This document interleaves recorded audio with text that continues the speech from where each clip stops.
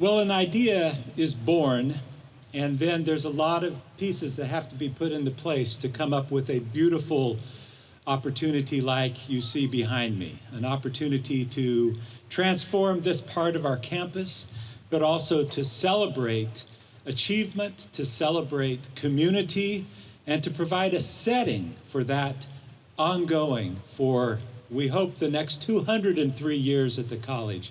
For students, for faculty, for staff, for alumni, for friends, to come here and to celebrate what is possible. That idea was born by Brooke White. So I want to thank you, Brooke, for the vision.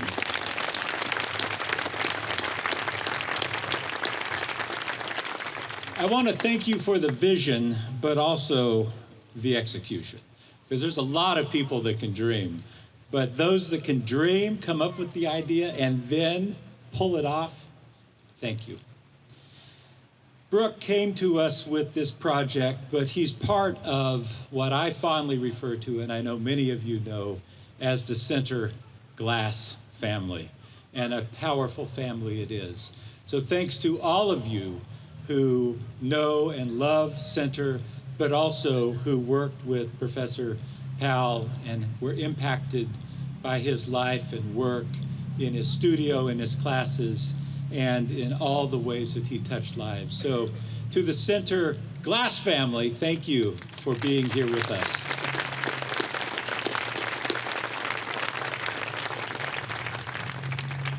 There are a lot of people behind something like this, in terms of people who are willing to support the effort, and huge amount of volunteer hours and time and energy and production that went into this. But also I want to thank the Center Board of Trustees, many of whom are here with us. I want to thank the class of 2020 and Henry Snyder, who was the SGA president that year, now on our Board of Trustees, for making this their priority with their class gift. And for all of the generous donors, particularly want to point out the Corning Foundation for making a generous donation to this being possible in all of its grandeur and glory. Thank you all, yes.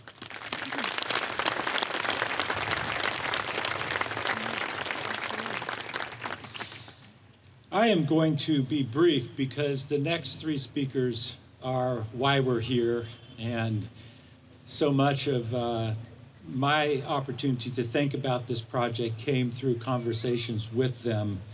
But I am very excited about the inspiration that this brings to our campus. This is the type of artistic rendition that always will have a purpose and always serve our students, our faculty, and our staff in ways that we can't even imagine right now, through this beautiful sculpture and the garden and the opportunity for an outdoor classroom. Steve's remarkable legacy was built on this type of project, the creativity, the artistry, but also the scholarship and the great service he brought to this college and to our community. And we are eternally grateful. And I am very pleased to introduce the man of the hour with regard to project design and implementation, our own Brooke White, class of 1991. Thank you, Brooke.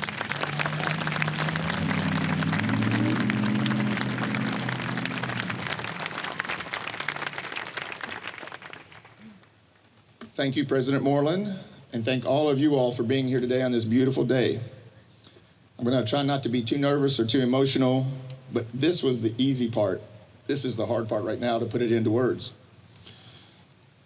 I am honored that so many of you are here today because of what Steve meant to you and to Center. The whole adventure has been an amazing adventure. I had no idea what I was getting into.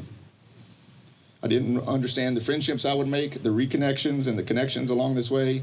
And on a personal level, this project has renewed my faith, energized me, and confirmed the influence that one person can have on so many. Steve was that person for a lot of us here today. He made the difference in our lives by sharing himself, his talents, his humor, his time, and vitality. After interacting with Steve, you might have thought that he helped reveal something inside of you that you might not have realized about yourself. Richard Trollinger once said, everyone should be fortunate enough in life to have a friend like Steve. So now it's been about 2.5 years since I came up with this crazy idea, and I immediately called Shelley to ask for her blessing. We were in the studio. It was coming up on about the 1-year mark of Steve having left us so untimely with his death. My crew knew the date was coming, and we were talking around, and John Stokes said, is there a physical marker anywhere for Steve? And I paused and thought about it. And I said, no, we were there. He was cremated, and they did some wonderful things with the ashes, but no, not that I know of. And as we kind of separated, he turned and looked back and said, there should be something somewhere. And that's when the lightning hit me. I literally ran out of the studio, called Shelley, and told her I had this idea. And I said, I have no idea what I'm talking about, but it is an idea about a sculpture, a garden, something, and that we could try to do it at center to honor him.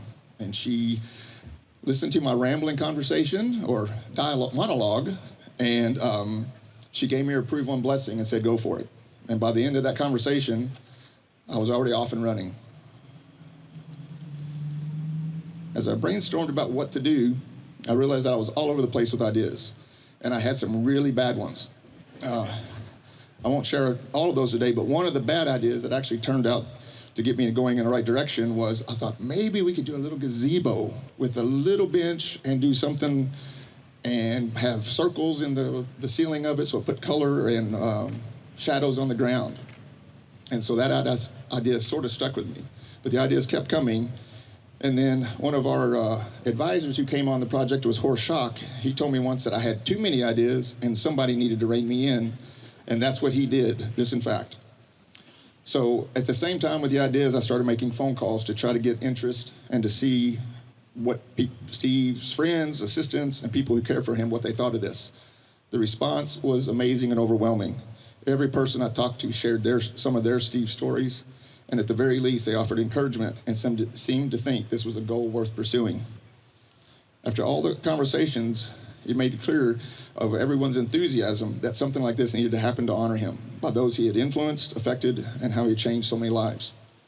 Steve possessed a unique mix of charisma, magnetism, and charm, and I quickly realized my ultimate task was to attempt to harness all of this energy and focus it on pulling off one last Steve project in true Steve style. I met with Steve's tennis buddies in Lexington to get their blessing. These guys were Steve's round table.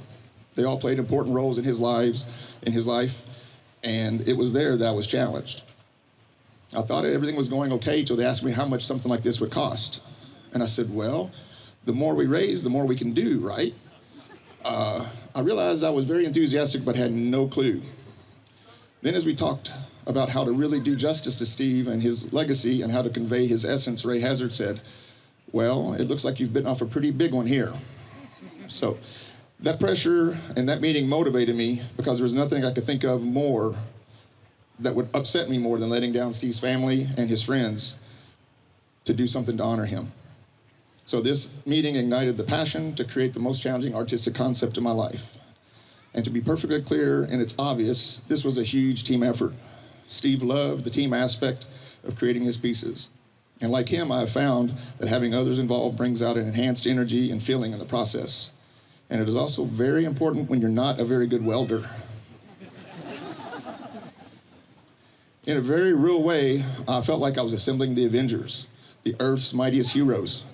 So many people played significant roles in this process. I was blessed to bring together an amazing team of super talented people who believed in this project to honor Steve. They all went way above and beyond to see this project come to life. I want to thank everyone involved to know how much I truly appreciate your time and effort. But I want to publicly thank several people, so please hold on. Shelley, Piper, Oliver, Pam, and John for trusting me to do this. Brian Hutzley for your support and helping open doors at Center early on. Mike Casto for initial design work. Bruce Cummings for his vast knowledge of all things construction. Horst Schock for his landscape architecture expertise. Dave Caldell for his talent, good nature, and fabricating this stainless structure. Henry Snyder in the class of 2020 and their generous contribution. Jim Seabury, Mark Lucas, Duncan Pitchford, Jane Alexander, and Kevin Taylor for their unwavering support and for being my advisors. Tiffany Ackerman, John Stokes, and Eric Niederstadt for keeping Flame Run operating at full tilt while we're trying to pull off this, our largest project ever. My whole Flame Run team, Paul Nelson for his craftsmanship on these benches, Paul Hugas for his hours of grinding glass and metal, John Lloyd for his effort on the sculpture, Tom Capek, the Corning Foundation and Corning Incorporated for their support, and a few others at Center, Kelly Netsky, Scott Messer, Robbie Lamb, and Clay Contini for all their great help. I'd also like to thank Susan, Aubrey, and Chrysler, and my whole family for their love and support. And of course, the donors. We couldn't have done this without a significant amount of money and goods and services and time and energy. It's just been an amazing process. So as this project kept moving forward, I realized how much that I was amazed by how the puzzle pieces kept coming together. It really did become a Steve project, and I think he would have enjoyed the whole adventure. Dave Caldell and our team constructed the full 25-foot tall and 20-foot wide stainless steel frame in Louisville at a huge warehouse. It took me 2 months alone just to find a building tall enough to construct it in totally. And after this, I talked with 2 military generals, toured the Louisville airport, and was emailing with the colonel at Fort Knox. So we had some good connections, but everybody said, I don't understand how this can be connected to the DOD. And I said, we'll call it a helicopter, we'll call it whatever we need to call it. So in true Steve style again, I'm talking to my next door neighbor, and he, of all places, ended up hooking us up with the location. The ceilings were plenty tall, but the door was only 16 by 16. I was a government major here at Center and have never had any formal engineering classes, but I knew a 25-foot tall by 20-foot wide thing going out a 16 by 16 door was going to be a challenge. So we calculated that we would cut the neck of the piece off and have the bottom circular part, the bowl basically, and that in theory that should go out that door. So on the morning of the move, we had a team show up with 2 huge forklifts. They basically flipped the bottom around, and just like moving a couch out a narrow door, we got it out that door, and I was sweating bullets. But we finally loaded it up and we're on our way to Danville. We had 6 escorts with lights leading us with the super low and super long tractor trailer. It took us 4 hours to get from Louisville to here because they had to stop so often to push up cables and power lines. That was the longest drive to Danville I've ever had. When we were about 10 miles away, Brian Huxley had informed me to call the Danville Police Dispatch. And I remembered it as I dialed the number, this is going to be a pretty weird phone call. Breaker, this is Brooke White, and I'm about 10 miles outside of town in a sculpture convoy, 10-4, and the operator seemed like she knew and was expecting this, and she said, okay, they're on their way. In no time, a sheriff zoomed up behind us and weaved in front of the whole group. We had a 13-car convoy. About 5 miles out, 2 other police cruisers came from the front of us, at us, spun around, and then they formed a triangular formation leading us into town. And at that moment, I knew we were in a Smokey and a Bandit movie. As we crossed over the viaduct and came into campus with all the police escorts and the lights were going crazy, it just was an amazing feeling. So I had gotten up at 7 that morning, 3 hours of load, 4 hours on the road. We're here, and Bruce Cummings is here with a crane and a crew. We pulled right up on the street here behind you. The crane picked the bottom of it up, swung it around, and in less than 20 minutes, it was sitting on its foundation. That was the day I thought we could actually maybe pull this thing off. Now, in order to fully appreciate the sculpture garden, it's important to give you some history and context. The original studio was built right up there, above Wisiger Theater. Pat Martin, who's now the glass professor here at Center, helped build that first furnace and studio his senior year along with Steve and other students. I walked this sidewalk hundreds and hundreds of times to go to the studio. Steve was a student here and taught for over 30 years. Steve walked this path probably thousands of times. I was 19 when I signed up for the first glass class with Steve, and by the end of that semester, I was on his team. I had no art background. I'd played the drums as the most creative thing I'd probably ever done. But working for Steve was just this great opportunity to see, and when I started, his career was just taking off. I worked for Steve from the ages of 19 to 29, and I say that's when I grew up. Those are pretty formative years. It's very obvious that Steve and Center College changed my life. The world opened up for me here. Steve challenged me to look at everything in a different way. Center helped me to develop critical thinking skills, taught me how to write effectively, and how to present an idea in a convincing way. Those first pieces of Steve's, he was standing in some chairs, some small stands, and over the 10 years, the pieces grew significantly. And that was the timeline I was here, and those were the buns, the seats, the bulbs, the three lobers, the okras, and the accordions. This would become his teaser series.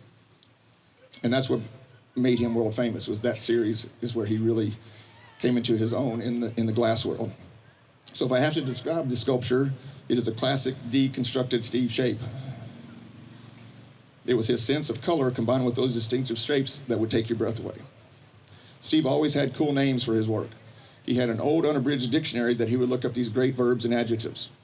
He said that the first two names referred in some way to the color of the piece, and then maybe the second name, or vice versa, would be the action, the motion, or the energy you might feel from the piece. In those days, he used the last names of Johnson, Smith, and Jones for the last name of the piece. And he said those were common last names, and glass was actually a common substance. So that's the inspiration behind the three benches. There's Johnson, Smith, and Jones are the actual names of the benches. They also have another significant meaning to me, is that the class of 2020 marked Center's first class of Center's third century. So 3 benches for the 3 centuries. This class made a great and generous financial contribution to actually get this project rolling. They wanted to honor Steve by recognizing the special bond that students and professors share at Center. This is what Steve taught me to do. I realized a few months into the journey that this is exactly what I was supposed to be doing. As if everything in my life so far had been leading me up to this moment. It's difficult to put into words, but sometimes you know you're doing the right thing. So the Steve experience here starts with the glassblower's bench, and then you come down the blue terrazzo strip that does have actual bits of blue glass in it. At the bench is where the glassblower works. You sit, you have the table of tools on your side. You're turning the pipe constantly on those rails, and that's what he did on top of this roof. This bench obviously has some tennis rackets on the side. He and Mark Lucas played tennis here at Center in the 70s, and once I went to pick him up at a tournament in Louisville. I watched him play his last match of the day. Of course he won. Of course he won the tournament, and he did it all with his shoes untied. So as you're going through this area, this space, follow the color. That's the phrase I want you to think. Follow the color, and you're going to keep finding surprises. As you walk through the sculpture, during the day, the sun coming through it makes all the discs illuminate in a more magical way than I envisioned. And at night, come back. It's a whole different show. But as you go down, there's the outdoor classroom, and there's more color. And what you need to do is go to the large Marini at the bottom and stand and turn back.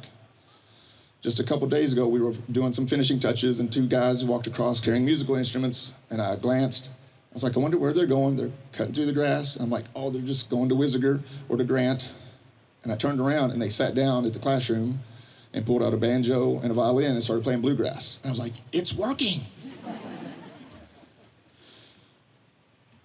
But my hope was that this space would celebrate Steve and become part of his legacy and showing what he meant to so many of us, to Center and to Danville. The day we were moving the 10-foot tall section, so I told you we brought the bottom part, and then a month later we brought the top neck part. Again, it came in on a truck, the crane was here, crane was swinging it around, and I was standing about here, and right there in the blue space, a huge hawk came into view and was just floating and came right over top of the sculpture. I almost grabbed for my phone. Instead, I just took a deep breath and smiled. And then there were 3 more birds equally as large in the distance. And I quickly knew they were here checking on us. And after the neck sort of went down, they just disappeared as quickly as they had appeared. So with Steve's names, with his sense of humor, I'd like to present to you Soaring Renegade Peacock.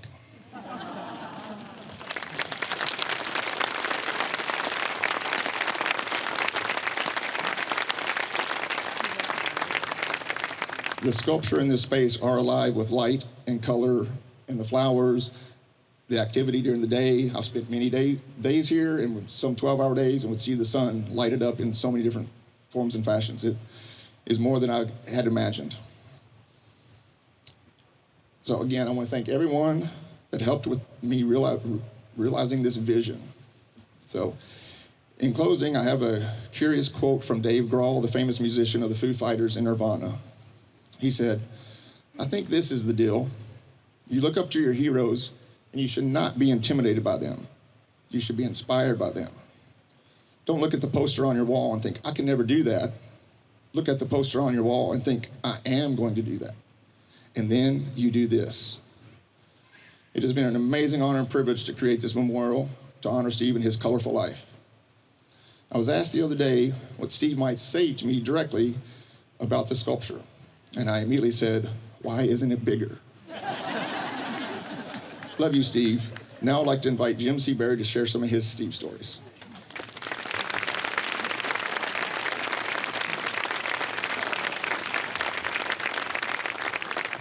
Pam, I'm going to try to not talk with my hands. Jim Seabury graduated in '87. Steve came to teach here when I was a freshman as a visiting professor of color and design and ceramics. And I played tennis, and I'm pretty sure I can't pull those off and throw them, which I did a fair amount of with Mark Lucas, who was also our coach. Brooke cleaned that up pretty good. I was pretty sure he was going to burn this place down at least 10 times. And I can tell you what he would say to you. He'd say he's proud of you. Yeah. This is cool.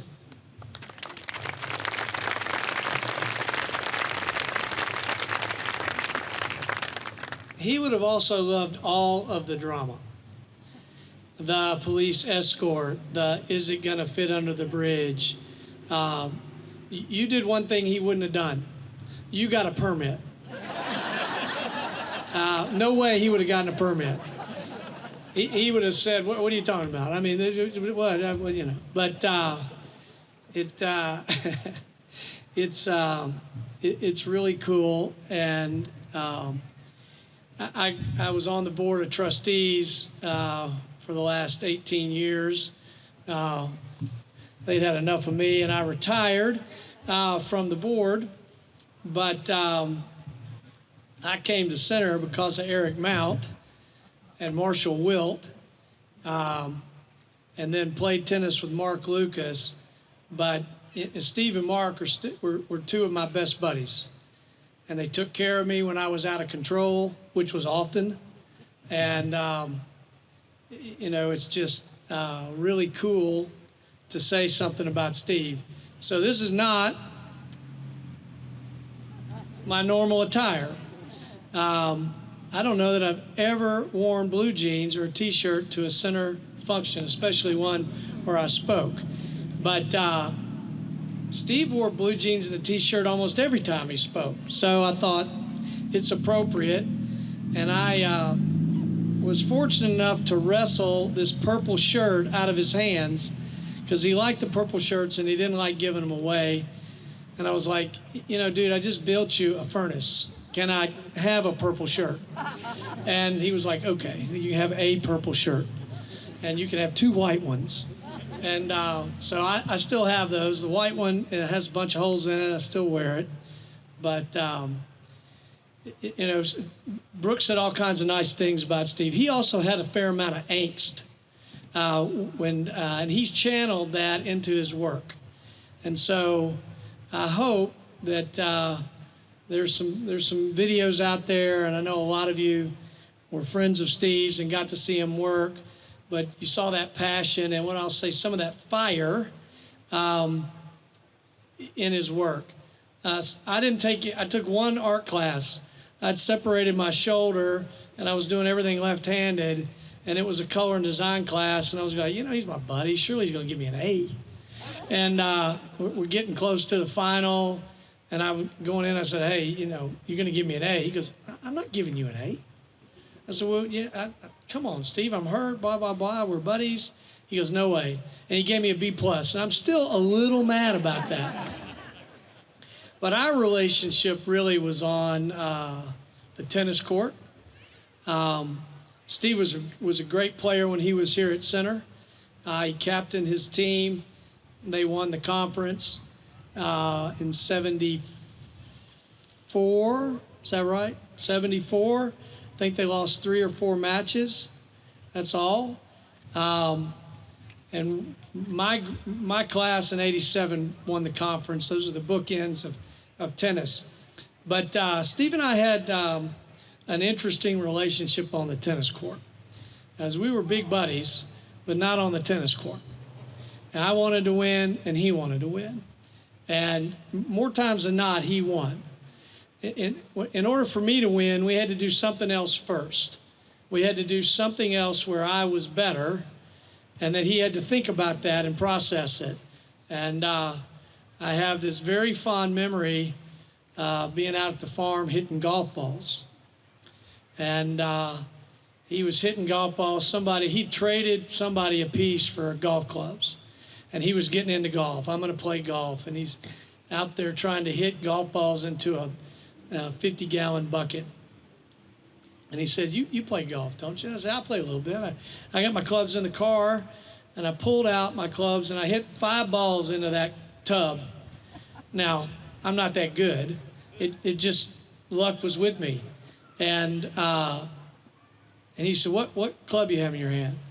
I said, well, I have a 9-iron. He had an 8-iron in his hand. And it bothered him. I don't think he slept that night. And then the next day, I beat him worse than I ever beat him ever. And it bothered him bad. And I wouldn't play him for like a year and a half. Because he'd say, we're going to play. I was like, nah, I don't need to play. Last time we played, I won pretty good.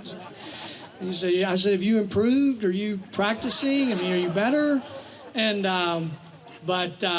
we had a playful relationship around that, and so I didn't do art. I was proud of my friend, and saw him work, and went to several of his openings. But this is when I come back, I'll sit on this bench because of the rackets, and I'll try to pull them off. Although I've grown as a person, Dr. Mount, I really have. And I don't really do that anymore. I haven't broken a racket in like 15 years. Yeah, but I was in my 40s, but I've grown. But it is, again, my pleasure to be here. Pam, I did not use my hands, and there's a little story behind that. But it is my distinct pleasure to bring up his good friend, tennis partner, workout partner, and buddy for 40 years, Mark Lucas.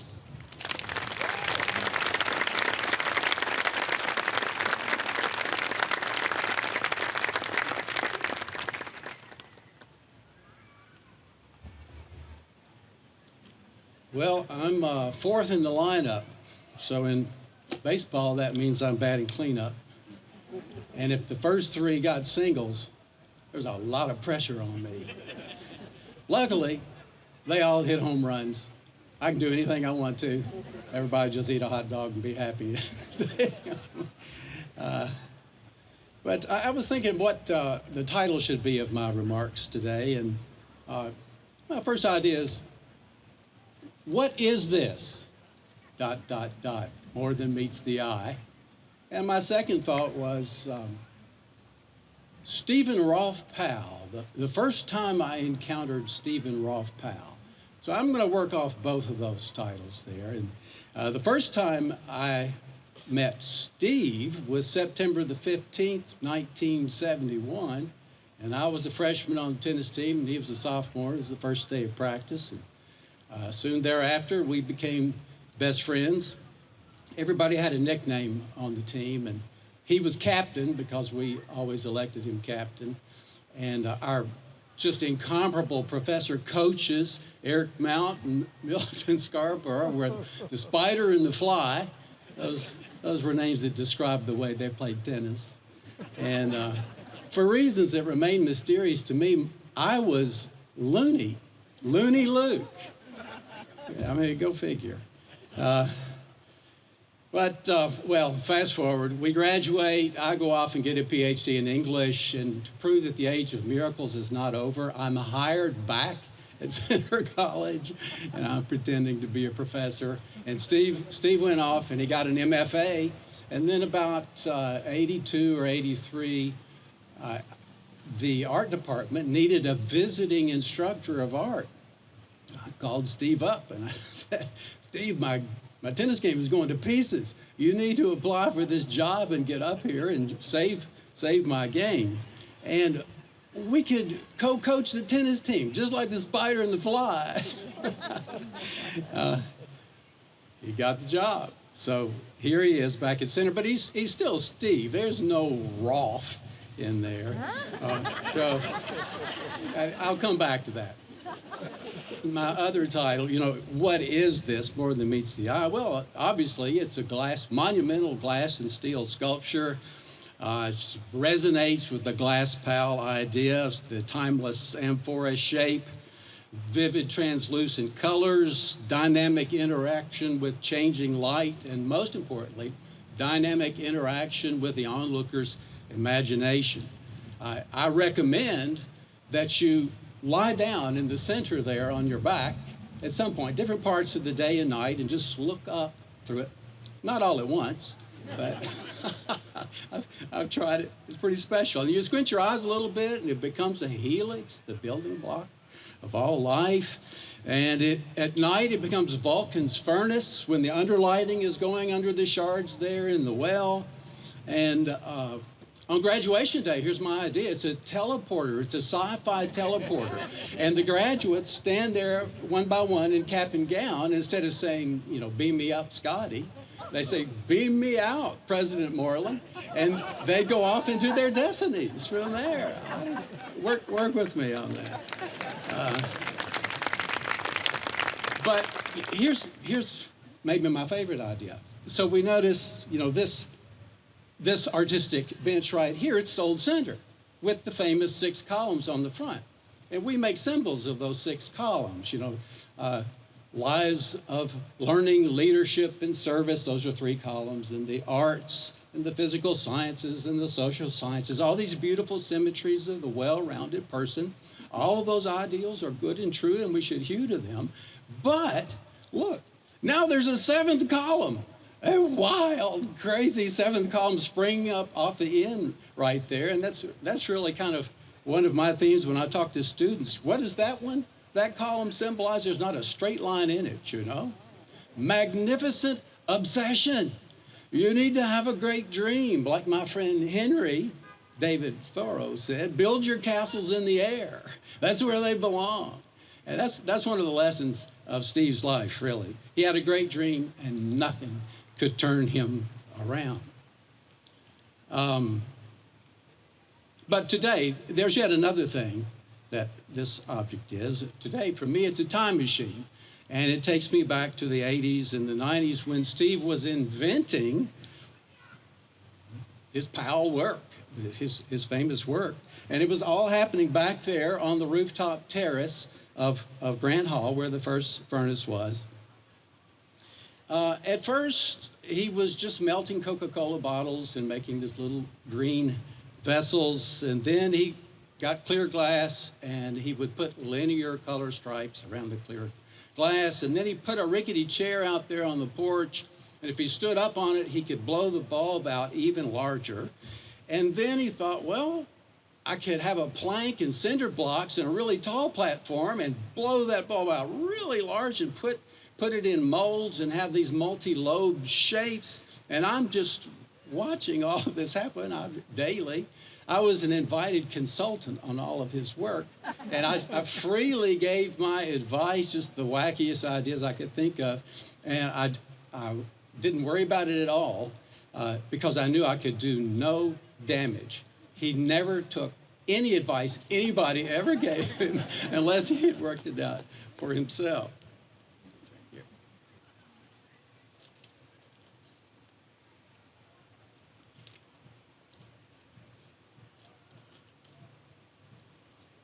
So I was watching these pieces go from, that's really cool, to, that's pretty amazing. Something is happening here. And then one day, the oracle spoke. This is all a Quest narrative to me. You got to work with an English teacher. Steve, we would always meet in the middle of the afternoon in the summer. When he was having all these serious glass blowing seasons, there would be 2 blowing sessions in the morning, and then in the middle of the afternoon, we would play 3 sets of tennis, and then he would go back and have another hot glass session. And then at midnight, he would often run a 5K with Brooke or Garvey or one of the other maniacs. But he was coming out for our tennis match, and he was just levitating a little bit that day, and his eyes were pie plates, and he said, "Looney, the most amazing thing just happened. I got a call from Lino," and at this point, he only knew Lino Tagliapietra in passing, not really close friends yet. And he said, "Lino Tagliapietra called me up, and he kept telling me how much he admired my work." So I really knew something was happening now. And some of you know I dabble in music a little bit, and that would be like Paul McCartney calling me up and saying, "Hey, Looney, I really like what you're doing on that acoustic guitar there. Reminds me a little bit of Blackbird." So then I'll cut to the chase here. There was an epic journey to New Orleans, and I was invited to be a hanger-on there. With the whole Glass crew, we're traveling in a van to New Orleans, where Steve is the headline demo giver at the Glass Art Society convention. They had to lie down in the van so I could have a seat. And of course, we had to take the long way to New Orleans and go through Birmingham, because we all had to go to the Vulcan statue that overlooks the city. And we had to eat at this place called John's that had the greatest hush puppies and slaw in the world. Everything was a cosmic first in Steve's world. Then we arrived at the Roosevelt Hotel, the grand lobby of the Roosevelt Hotel in New Orleans, and I'm carrying one of the pieces in, and people start rushing out from every corner of the hotel. And they're saying, "Is that a Powell? Do you know him? Can I touch it? Is he here?" And I suddenly realized that I was just in the middle. I was in the entourage of a rock and roll superstar. You know? And I kind of wanted to strike a pose and say, "Yeah, I know him." And in the immortal words of ZZ Top, we nationwide. We big, we nationwide. And it was more than nationwide. You know, it was Australia and Japan and USSR. His work spread everywhere. That's when he became Stephen Rolfe. I saw it happen. And in the back of my mind, I was thinking, you know, someday we're probably going to have a monument to him when we get back home. Here it is. So well done, Center College, for extending his visiting position to 3.5 decades, and for letting us put this Imaginarium in your yard. And well done, Brooke, in the design and putting together that Powell-esque creative team to execute the whole thing. You know, artists, architects, builders, and the good luck gods who enabled you to make the cut here and miss by inches Center's main data cable. And, you know, well done, all of you. I mean, just, he had so many supporters and friends. Of course, Shelley, Oliver, Pam, the legendary Glass crews, all the tennis friends, the poker pals, all the town supporters, the amazing art patrons, those last term Center College seniors who would take the Glass class. I know they will always remember how he would throw that screaming monkey puppet into the classroom before he arrived. Yeah. And let's all just savor the reflected glow, you know? We bad, we nationwide. We funded this in just a spontaneous geysers of affection. You know, that's something really special. And well done, old friend, Captain Stephen Rolfe Powell. That's the end of my serious reflections here. You're all invited to hang around, refreshments and conversation. And we're going to have a little ceremony here. So I'm calling the platform party up here for the ribbon cutting. We're going to go around the back of the sculpture.